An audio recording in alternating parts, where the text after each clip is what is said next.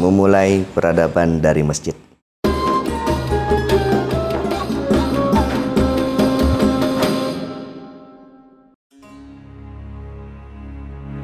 Mengapa masjid? Karena masjid adalah startup peradaban warisan Rasulullah. Mengelola masjid berarti mempertahankan dan meneruskan warisan Rasulullah.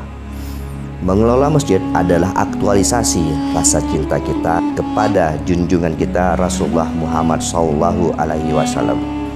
Sebagai sebuah startup peradaban, masjid telah dan tetap mampu memberikan kontribusi kemajuan peradaban umat manusia sejak 1400 tahun yang lalu hingga detik ini. Kontribusi masjid selama 1400 tahun terakhir sungguh tak ternilai hingga detik ini. Entah berapa miliar manusia yang menjadi manusia terdidik karena masjid. Hingga detik ini, entah berapa ribu kerajaan yang telah berdiri karena berawal dari masjid.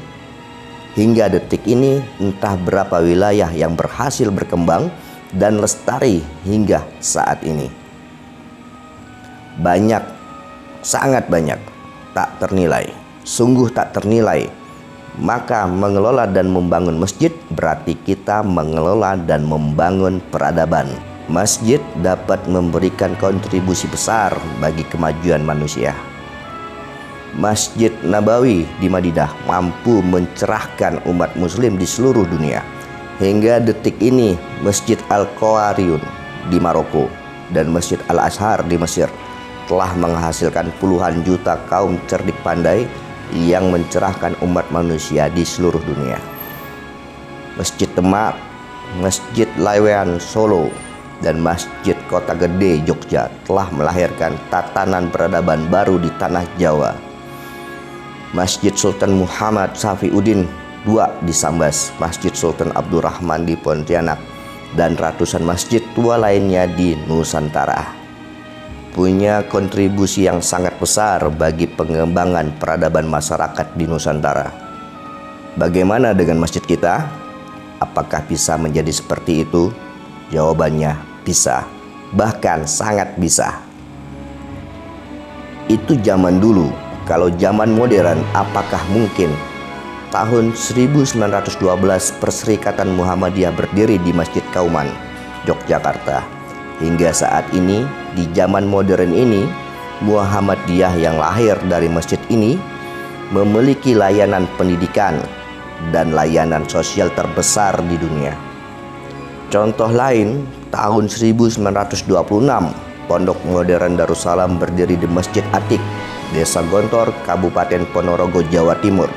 Saat ini, di zaman modern ini, Pondok Modern Darussalam Gontor telah menjadi pesantren terbesar di Indonesia yang dapat menyelenggarakan pendidikan sangat berkualitas bagi 33.000 santri di 25 cabangnya yang tersebar di Indonesia, serta memiliki aset triliunan rupiah.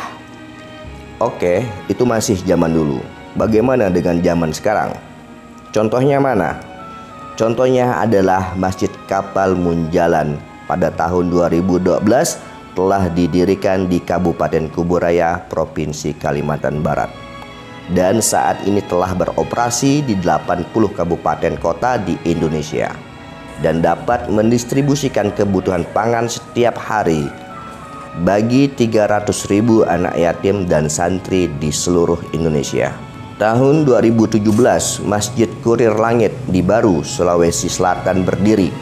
Saat ini mampu menyelenggarakan pendidikan gratis bagi ratusan santri dan menyelenggarakan layanan kesehatan gratis bagi masyarakat.